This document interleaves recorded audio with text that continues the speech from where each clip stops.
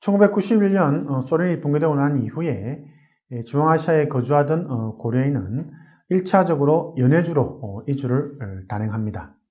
그렇지만 연해주 지역이 그 당시에 경제적으로 사실은 발전된 곳이 아니었기 때문에 일부는 다시 돌아옵니다. 그리고 언어적인 문제로 인해서 사실은 러시아어가 쉽게 사용될 수 있는 러시아를 선택을 합니다. 그래서 제가 2000년쯤에 이제 우즈베키스탄을 방문했을 때 그때 고려인 집단 농장 쪽으로 가본 적이 있습니다. 그때 보니까 많은 아버지, 어머니가 러시아로 갔다라고 제가 들었습니다. 그래서 유럽, 러시아, 다시 말하면 모스크바라든지 상트페테르부르크라든지 아니면 또 러시아 남부 지역 이런 또 농사를 지을 수 있는 그런 지역으로 고려인 부모들이 많이 떠났다라고 이야기를 들었습니다.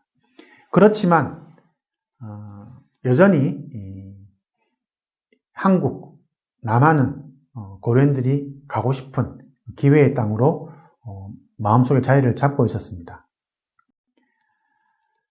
1991년 소비에트 연방 붕괴 이후에 한국 기업들이 조금씩 중앙아시아 국가들로 진출을 단행했습니다. 특히 우즈베키스탄에는 대우가 진출하여서 해당 국가에 커다란 영향을 주었습니다. 제가 1996년도 사실 9월에 처음으로 우즈베키스탄을 갔습니다. 그때 제가 비행기 안에서 이렇게 생각했습니다. 내가 아마 몇 안 되는 한국 사람일 것이다. 사실 그때는 인터넷도 없는 상황이었기 때문에 우즈베키스탄에 대한 정보가 거의 없었습니다. 그리고 이미 대우가 진출했다는 것 저는 모르고 있었습니다. 이게 신문에 크게 보도된 것이 없었기 때문에 그래서 공항에 딱 내렸는데 타시켄트 국제공항에 내려서 이제 그 힘든 출국 심사를 마치고 딱 공항에 나오니까 대우가 만든 차들이 온 거리에 다 깔려 있었습니다. 말 그대로. 제가 모델은 이야기할 수 없습니다만, 대우 차들, 그 당시에 이제 한국에도 있었던 그 세 가지 대우 차들이 타시켄트 시내에 거의 이제 80%, 90%가 막 다니고 있었습니다. 제가 깜짝 놀랐습니다. 그래서 도대체 이게 어찌된 일이냐라고 생각을 해보았더니, 이미 대우가 우즈베키스탄의 자동차 공장을 완공을 했다. 그래서 96년부터 제가 우즈베키스탄에 처음 가기 이전에 공장을 완공을 했고 이미 자동차를 생산을 했습니다.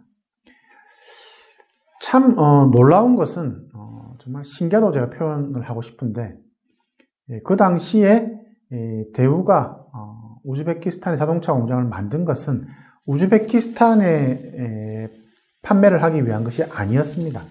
그래서 우즈베키스탄의 자동차 공장을 만들어서 자동차를 생산하고 난 다음에 그 주변 국가들, 그래서 러시아라든지 동유럽이라든지 아니면 인도라든지 이란이라든지 이런 주변 국가들에게 어느 정도 이제 자동차를 살 수 있을 만큼의 수준이 되는 국가들로 이제 판매를 하려고 했는데 대우 다니던 그 당시 대우를 다니던 선배의 이야기를 들어보니까 수출보다도 내수 시장이 더 크다고 이야기를 했습니다.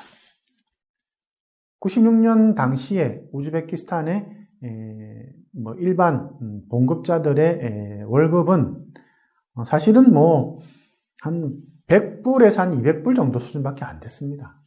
그런데 5,000불 이상 되는 만불에 달하는 그런 차들이 없어서 못 산다고 할 만큼 엄청 잘 팔렸습니다.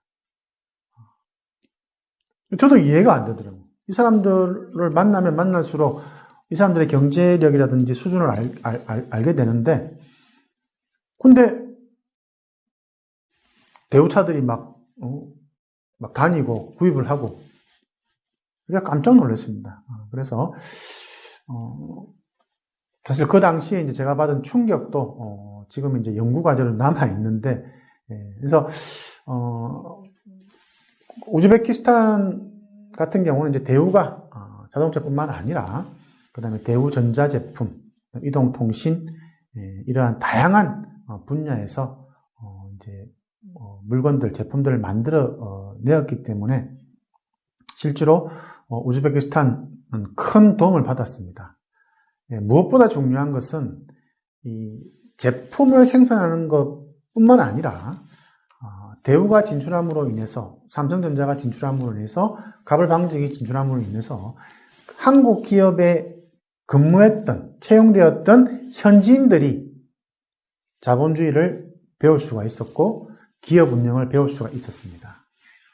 이것이 바로 어떻게 보면은 우즈베키스탄의 큰 자산으로 남아 있습니다. 그래서 지금도 90년대 중반에 한국 기업에서 근무했던 우즈베키스탄 직원들이 지금은 개인 사업을 하면서 크게 성장을 했고 또 여전히 한국과 또 계속 관련을 가지고 있습니다.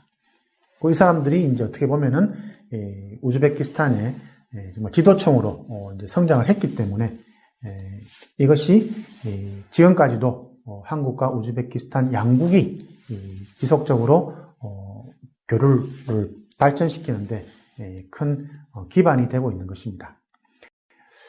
그래서 대우 외에도 가불방직이라든지 삼성전자 등이 진출하면서 우즈베키스탄에 가장 많은 한국 기업들이 진출했습니다. 생각을 해보십시오, 이제. 정말 한국은 가고 싶은데 아직 비자를 제대로 내주지는 않고 있고, 그리고 하루가 다르게 한국 기업들이 진출해서 한국 제품들을 만날 수가 있고, 더 한국이 이제 동경이 대상이 되는 것입니다. 더 한국에 가고 싶은 게 이제 고려인들이. 고려인뿐만 아니라, 그 지역에 살고 있는 우즈벡인들, 러시안들 다 마찬가지입니다. 그래서, 언제쯤 한국을 갈 수 있을까라고 하는 생각들을 많이 하게 되고, 또 이제 반면에 이제 한국도 그러한 이제 그 고려인들의 어떤 요청을 계속 많이 받게 됩니다. 예를 들어서 제가 직접 들은 이야기입니다만 경주가 고향인 이제 고려인 한 분이 이제 아마 강제이주 2세대 정도 될 겁니다. 나이가 많으신 분인데 이주를 했을 때 이제 아주 이제 갓난아기였겠죠. 그래서 이제 한국에 갈 수 있는 상황이 됐으니까 한국 대사관 가가지고 자신있게 이야기했습니다. 내 고향이 경주인데 내 죽기 전에 한번 가게 해달라. 그랬더니 한국 대사관에서 비자를 안 줬습니다. 주지를 안 했습니다. 사실은 이제 강제주 당했던 고려인 1세대, 2세대들 같은 경우는 정말 역사적인 어떤 차원에서라도 사실은 정말 그분들 모시고 한번 한국 관광시켜 줄 수도 있는데 그때 당시만 하더라도 그것이 진행되지를 못했습니다. 그래서 그분이 2번이나 대사관 가서 비자 신청을 했는데 결국 받지를 못했다고 제가 이야기를 들었습니다. 그래서 아무래도 한국 입장에서 볼 때 우즈베키스탄, 카자흐스탄 이런 국가들은 아직 신생 국가이기도 하고 또 이제 그 당시에 이제 사실 알려진 바에 의하면 이제 불법 취업을 한다든지 이제 그런 경우가 있었기 때문에 그래서 사전에 차단하기 위해서 아주 까다롭게 비자를 제공했다고 제가 이야기를 들었습니다. 그렇지만 고려인 사회와 또 이 고려인 관련된 연구를 하는 학자들이 이제 계속 이제 정부에 요청을 하면서 이제 관련 법안이 만들어지고 또 이것을 바탕으로 해서 이제 고려인들을 한국에 취업시키는 이제 그러한 것까지 이제 나타나면서 지금은 이 당시와 비교하면은 고려인들이 한국을 방문하는 것은 상당히 수월합니다. 그래서 당장 한국은 쉽게 갈 수 없지만 한국 제품들을 만나게 되고 한국 차를 탈 수가 있게 되고 또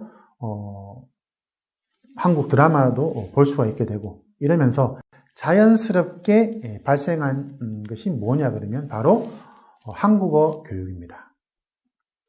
그래서 우리 고려인 1세대는 여전히 자기 고향의 사투리를 계속 유지하고 있습니다.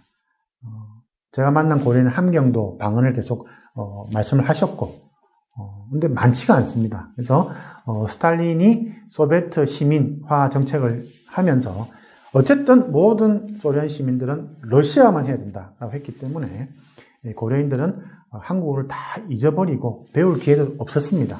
그런데 밖에 나가면 한국 차가 다니고 집에 가면 한국 냉장고가 있고 TV를 틀면 한국 드라마 하는 이런 상황에서 우리 고려인 젊은 세대들이 한국에 대한 관심, 어떻게 보면은 모국, 조국이라고 할 수 있는 그런 관심을 가지게 되고 그것을 실현하기 위해서 가장 먼저 접근한 것이 바로 한국어 교육입니다. 그래서 한국어 교육에 대한 열의가 상당히 고려인 사회에서 계속 높아져 갖고 이것을 반영해서 이제 한국 정부에서도 한국 교육원을 설립을 해서 교육의 기회를 제공을 했습니다. 그리고 점차적으로 한국을 가고자 하는 고려인이 증가했고 그러니까 러시아를 갈 것이냐 한국을 갈 것이냐 지금은 비록 힘들지만 그래도 한국을 가기 위한 준비를 하는 고려인이 늘어났습니다. 그것이 바로 한국 교육이었고 또 그게 또 큰 도움을 주는 것은 바로 한국 드라마들입니다. 그래서 어떻게 보면 지금과 같은 한류가 중앙아시아에 크게 불지는 않았지만 그래도 조금씩 이 고려인 사회 또 고려인들의 마음에 한국이 자리 잡기를 시작했습니다.